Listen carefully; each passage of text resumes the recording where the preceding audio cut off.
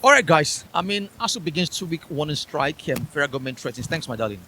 Federal government threatens ASUU with no work, no pay policy. This time, what is the problem again? That's what we're asking. So the union's president, Professor Chris Piwuna, also accused the federal government for, in my own words, they are treating with kids' glove the 14-day ultimatum that was issued on September 28th after a meeting of the National Executive Council NEC held in Sokoto. They had a meeting on that day and they issued, this ultimatum 14 days, which now happens that Monday happens to be the last day. We explained that ASUU had given the government a 3-week window to address their key grievances, but received no concrete response within that period. And truly speaking, if they can give you a 3-week window and you did not address their grievances, then it's like she said, it was the last day. You're not calling them for a meeting. It asked myself, what sense is in that?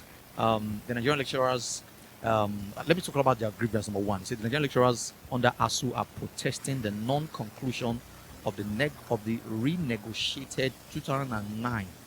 When I read that, I was heartbroken. 2009, when 2025. 2009 Federal Government of Nigeria to ASUU agreement and the release of the withheld 3.5 month salary. 2009. Young government. 2009. So you see, it's an inherited problem to this government now. But it's government to government. So lecturers also ask for one thing again. They also ask for another thing. We are going to agree with that. The lecturers are also requesting payment of the outstanding 25 to 35% salary arrears, payment of promotion arrears for over 4 years, and the release of withheld cooperative contributions, deductions, among others. You are owing them arrears. I don't get it. Promotion arrears, salary arrears, and the release of their withheld cooperative contribution deductions. Federal government is owing it. It's holding it down. They're asking for that one as a second grievance. The third one is that they complain about victimization of some of their workers, their staffs. The federal government is victimizing some of their staff across the federation. Those are the three major things.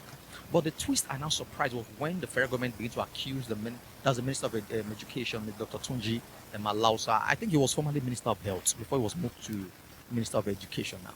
He's now accusing the ASUU, the body, of delaying the disbursement of, I think, some billions of naira that should come in tranches.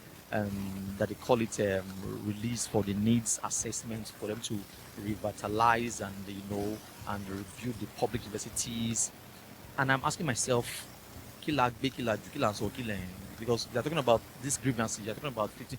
It's part of their requirement, I know, but things that directly affect them now, their arrears, their personal this one, victimizing their staffs, it's not been addressed. They're talking about giving them billions of naira that will come in 3 chances to go and revitalize the universities and the paparazzi in the world. We know, but what is that? That's why I said customer service week. We leave the frontliners and begin to praise to that thing. The people who make the students be what they are, who will not frustrate our students, who make them happy, who educate them, you're not treating their personal challenge. And I ask myself, what is the statement of saying the future leaders of tomorrow when they have the notion that government is not priority?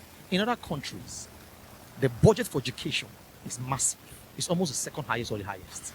In foreign countries, in Western countries that knows what they are doing, budget for education is very high. The budget for research, that's why you can see that students can come up with ideas and bring up solutions to problems. In other countries, here we're dealing with strike. That's why I said it's a shameful news. When I was in school, way back, even before I became a university student, I used to see strike. Education strike in Nigeria to date, when countries around the world are doing wonders. Goodness God, bro. I don't just get it. Honestly, I can't understand how our governments can put themselves together into, although, like you said, it's an inherited problem. But see, let me say this last one. The way they have destroyed primary, secondary schools, public, that's the same way they want to. That's the same line we are towing now for public tertiary institutions. Many parents don't take their children now to public primary school anymore. It's all private. Now there are many parents who are struggling to afford private universities. If you can afford it, take your child there. And they will take their children there. Just the same. And all the leaders today, almost all of them, they enjoyed a public primary secondary school free of charge. But today I have to work hard with the inflation to pay one primary school that is called private, and yet you want us to keep quiet? If anybody will do it right, I'm still believing in Mr. President, Mr. Tinubu, to fix this country. Because he is a member of the NADECO who fought for justice and fought for the right thing. I'm still believing in him. I criticize him, yes, but I still believe because he was a front runner. How can we do this? Then to cap it up, you now say no work, no pay. Stop threatening these people. They don't move by threats. The Minister of Education should take back that thing. Open dialogue, speak with them, talk with them, appeal to them, meet their needs, give them timelines.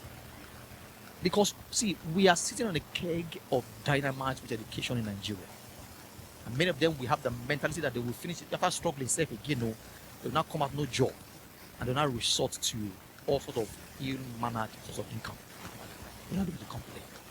Guys, I'm not done yet. I'll be back.